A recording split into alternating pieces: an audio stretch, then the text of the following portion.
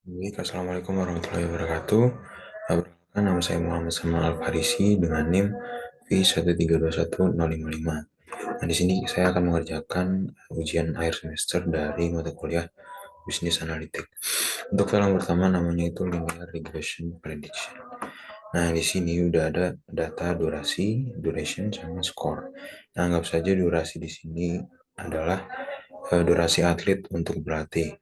Misal, jika seorang atlet berlatih selama 1 jam, maka akan mendapatkan skor 76.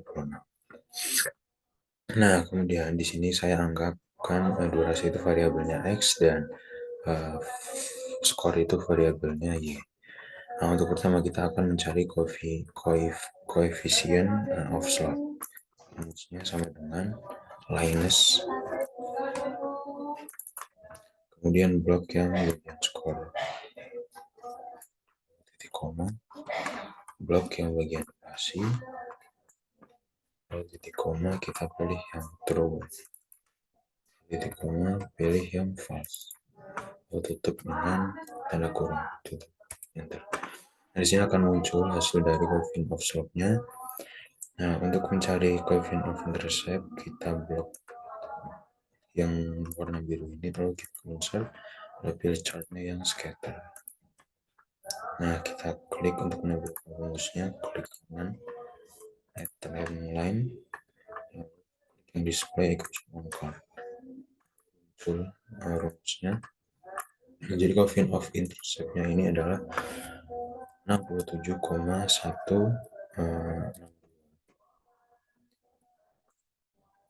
Nah, dari rumus yang sudah diprediksi ini, durasi seorang atlet dalam berlatih 6 di sini kita akan mencari durasinya 6, skornya berapa? Sama dengan kita masuk ke rumusnya 5,2503 dikali X-nya ini durasi, lalu ditambah coefficient of intercept-nya 67,162, lalu klik enter. Nanti akan muncul seperti ini, lalu kita langsung drag ke bawah. Nah, hasilnya seperti ini. Baik, untuk file yang kedua itu namanya linear regression hybrid testing. Nah, di sini ada iklan radio, kita variabelkan menjadi X1, di gambar itu menjadi X2. Nah, iklan korang menjadi X3 dan pesan pembelian jadi variabel Y. Nah, di sini dari data ini kita bisa mengerjakan menggunakan data analisis. Kita klik menu data, lalu data analisis.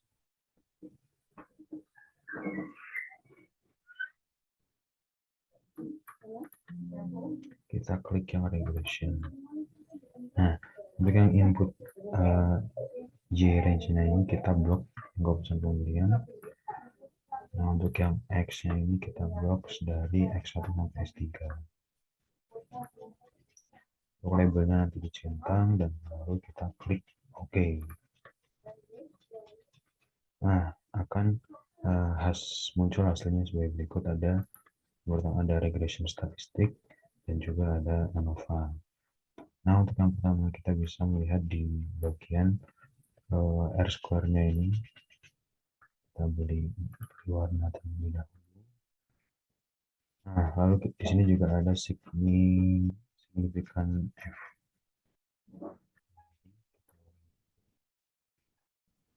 Nah, lesson ini bersifat simultan atau mempengaruhi variabel Y. Kalau kita lihat variabel X mempengaruhi variabel Y secara parsial atau terpisah, hal ini dapat dilihat pada bagian p-value.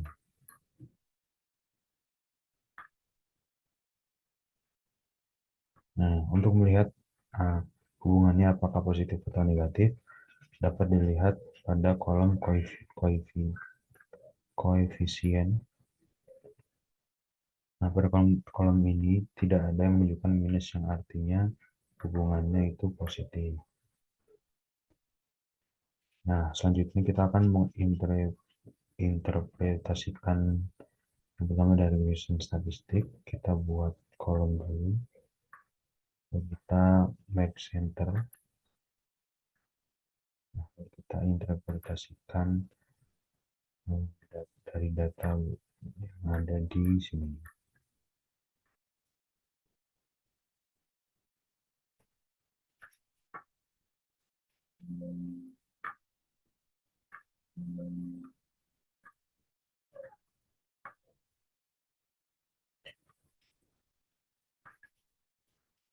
Nah, dari nilai R² menunjukkan nilai sebesar 0,5705 atau sebesar 57,05%. Lebih kecil, yang berarti adalah bahwa variabel keputusan pembelian Y dapat dalam penelitian ini sebesar 57,05%.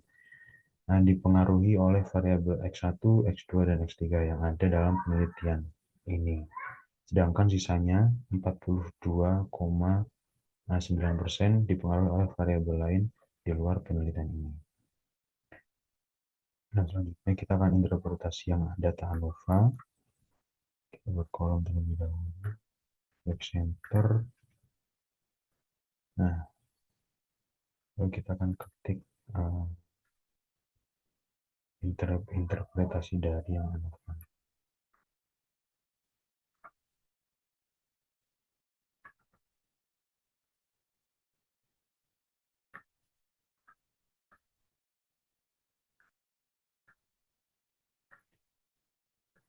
Nah, dilihat dari tabel ANOVA didapatkan nilai signifikan F adalah 0,46 sekian. Yang mana nilai tersebut lebih kecil dari 0,05 sehingga dapat disimpulkan bahwa secara simultan atau bersamaan ketiga variabel independen dalam penelitian ini memiliki pengaruh yang signifikan terhadap variabel keputusan pembelian Y. Ini kita akan interpretasi tabel yang ada di bawah. Kita buat kolom dulu. Bagian center, lalu kita interpretasikan hasil dari data yang ada.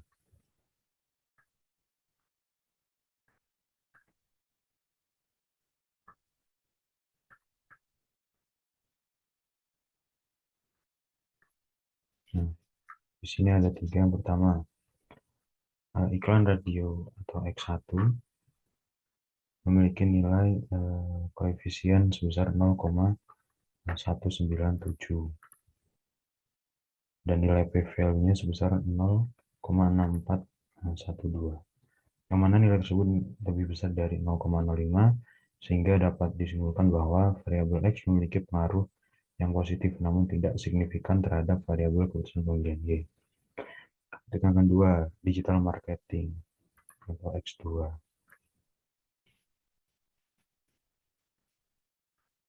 Variabel digital marketing yang memiliki nilai koefisien sebesar 26,87 sekian dan nilai p-value-nya sebesar 0,007, yang mana nilai tersebut lebih kecil dari 0,05 sehingga dapat digunakan bahwa variabel X2 memiliki pengaruh yang positif dan signifikan terhadap variabel keputusan pembelian Y. Dan untuk yang ketiga, iklan koran atau X3 memiliki nilai koefisien sebesar 1,599 sekian dan nilai p-value-nya 0,637, yang mana nilai tersebut lebih besar dari 0,05 sehingga dapat disimpulkan bahwa variabel X3 memiliki pengaruh positif dan signifikan terhadap variabel keputusan pembeliannya.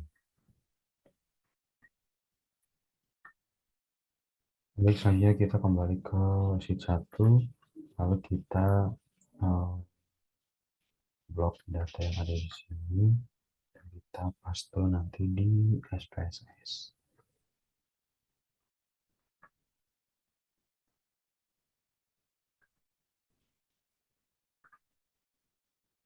Nah, sudah terbuka SPSS, lalu kita kopas data yang ada di sana.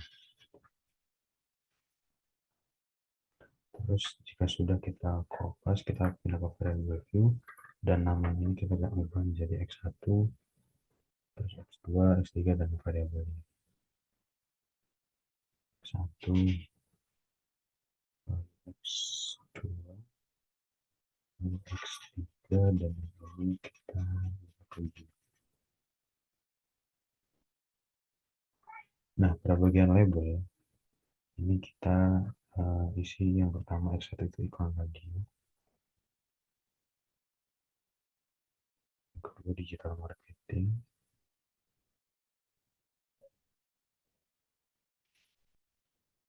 dan yang ketiga iklan koran. Dan yang ini kita ubah keputusan pemilihan. Keputusan pemilihan. Nah, image-nya ini dari yang X1 sampai X3 kita ubah jadi scale. Nah, jika sudah kita kembali ke data view, lalu kemudian kita klik analyze, kita pilih yang regression, lalu klik yang linear. Nah, di sini muncul ada dependentnya, ada independen. Nah, untuk dependen kita masukkan keputusan pembelian.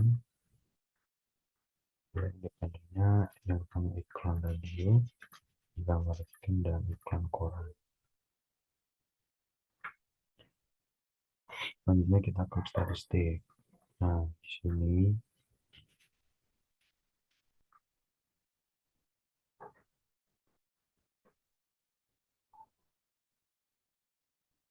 centang kolonetari diagnosis, kemudian klik continue. Yang plots. Nah, Y-nya ini kita masukkan yang serai sheet, yang X-nya kita isi dengan spread. Kemudian kita histogram sama normal probability plotnya. Klik continue. Kita klik yang save. Di sini kita klik yang understand.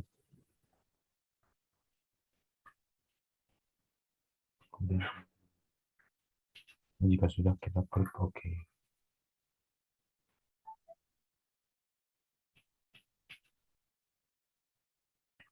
Nah, di sini akan muncul output dari data yang tadi.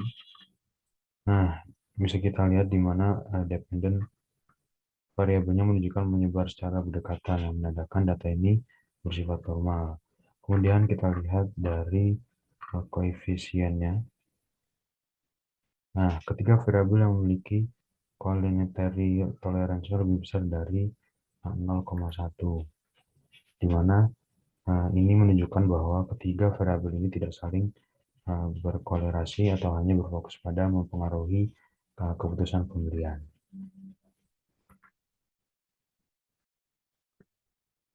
Baik, file selanjutnya adalah logistic regression. Nah, langkah pertama kita akan copy data yang ini lalu kita paste nanti di aplikasi SPSS.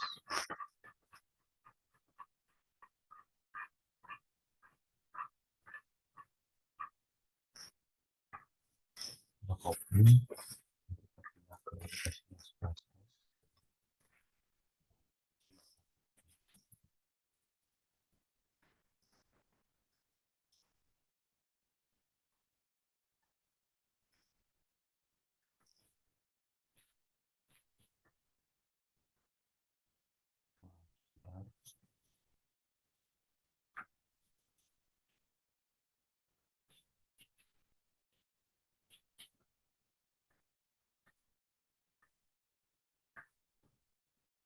Nah, jika sudah muncul, kita pindah ke variable view, lalu namanya ini kita ubah yang pertama menjadi subscribe,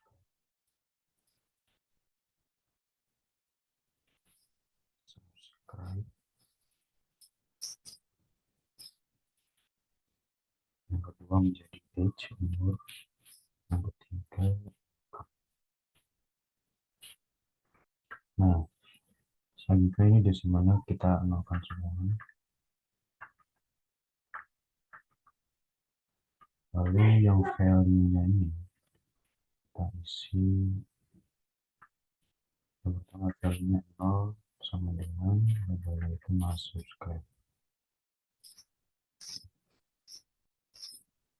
Kita tambahkan, lalu satu labelnya subscribe.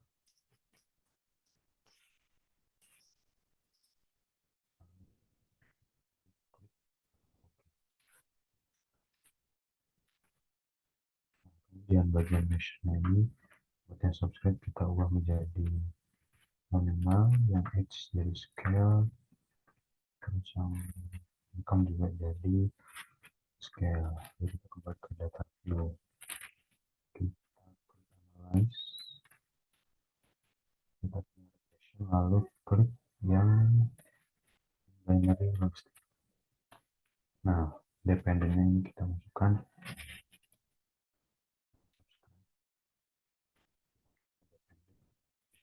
lalu yang coverage kita isi.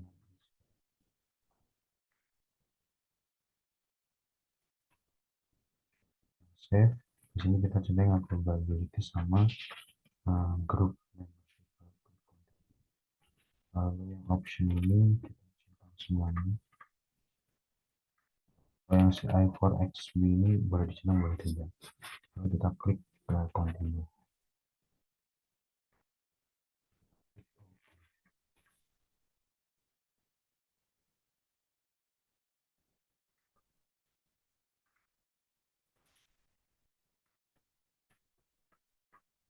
Nah, akan muncul output seperti ini. Nah, dapat dilihat dari case processing summary-nya atau jumlah datanya ada 407.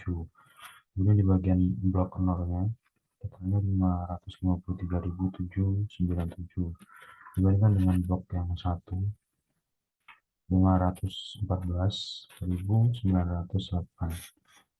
Maka dapat diartikan bahwa data ini sudah bagus. Nah, jika dilihat pada tabel data variabel not input equation-nya, question X dan income tax-nya 0,004.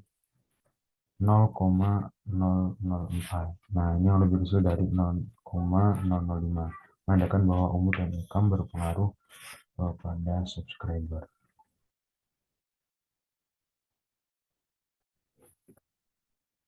Baik, selanjutnya saya akan mengerjakan file machine learning ini. Nah, di sini kita berperan sebagai manajer SDM yang akan melakukan rekrutmen. Nah, data di sini menunjukkan data hasil tes dari 100 karyawan, dari tes IQ, gender, sampai performa kerja. Nah, dan juga ada 15 data hasil tes calon karyawan baru berdasarkan IQ dan apakah mereka merupakan fans Aldi Taher. Nah, di sini kita akan memprediksi performa calon karyawan untuk direkrut.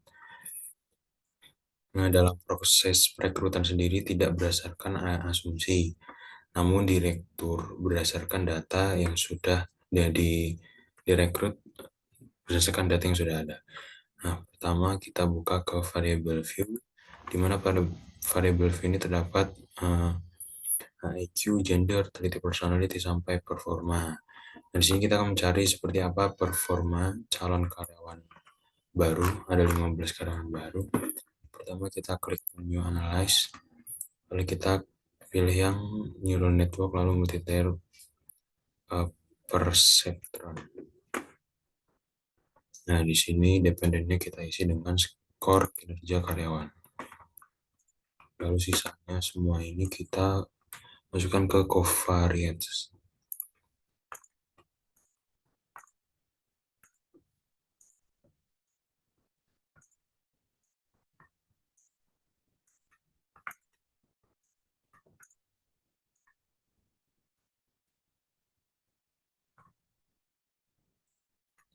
Nah, jika sudah, kita klik yang bagian output. Ini kita centang yang independent variable importance analyze. Lalu yang bagian save ini kita centang yang set predicate value. Lalu kita klik OK.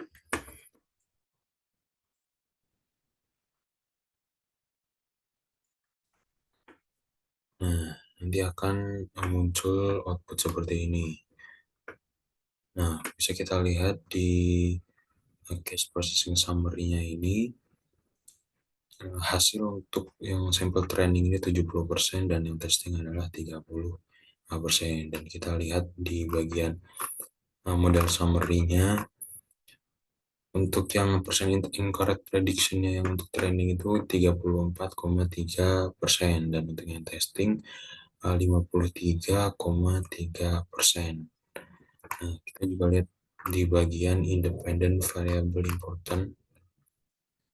Di sini kita bisa lihat variabel yang paling penting adalah IQ, yaitu 100%, dan yang kedua itu pengalaman kerja sebesar 81,5%.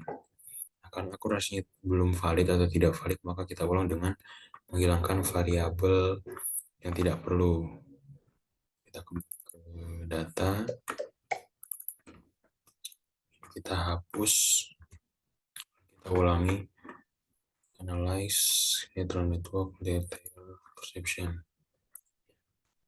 Nah, ke bagian variabel, karena tadi yang penting itu hanya IQ dan pengalaman kerja, jadi sisanya kita kembalikan dan sisakan IQ sama pengalaman kerja. Lalu kita klik. Nah,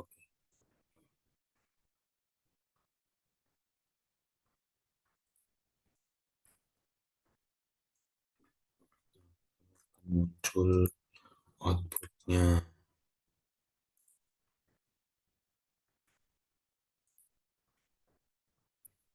Nah, dari cache processingnya, yang training ini masih 70% dan yang testing 30%. Terus di model summary, persen incorrectnya predictionnya 34,3%, dan yang persen incorrectnya testing 53,3%. Nah, yang artinya datanya ini sudah valid dalam proses prediksi. Kemudian kita kembali ke SPSS.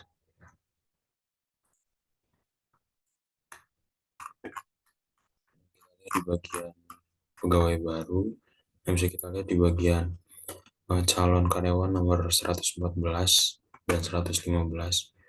Besar performanya ini adalah 10, yang artinya bahwa calon karyawan nomor 114 dan 115 layak untuk direkrut karena hasil performanya itu adalah 10. Ini cukup sekian dari saya, pengerjaan tugas ujian akhir semester mata kuliah bisnis analitik. Wassalamualaikum warahmatullahi wabarakatuh.